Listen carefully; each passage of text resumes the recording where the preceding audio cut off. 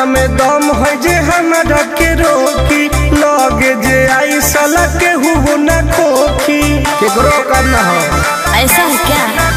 हेगे कामना में दम है जे हमरा के रोकी लगे जे आई साला के हु न खोखी कहो ही यूं प्यार से ना मिली है हमारा यार से। अच्छा। बात नहीं सुनो है खेलो है हथियार से। बात नहीं सुनो है खेलो है हथियार से। ढेर भौकाल मत बनाओ।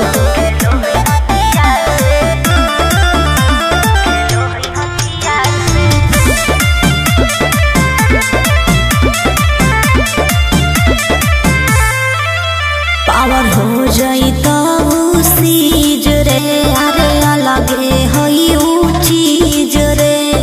चाइना के मशीन समझो है की हाँ आगे करे न ढेर तू घमंड गे भरे पर तोरा दंड गे नमवा हमर जानो है पगली गाँव जवार पर खंड गे अरे काला टीका मार के वो घूमो हकई थार से।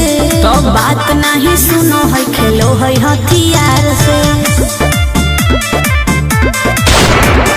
बात नहीं सुनो है खेलो है हथियार से।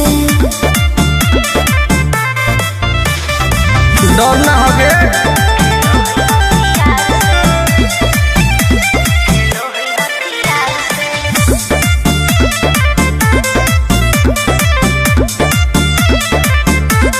अभी तू झूठे बनो ही बस सामने हो तो एनर्जी लॉस।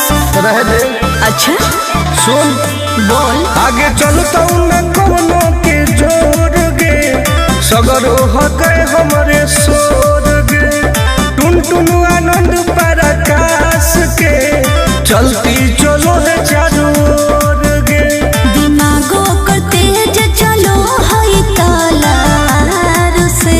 हाँ। बात नहीं सुनो है खेलो है हथियार से।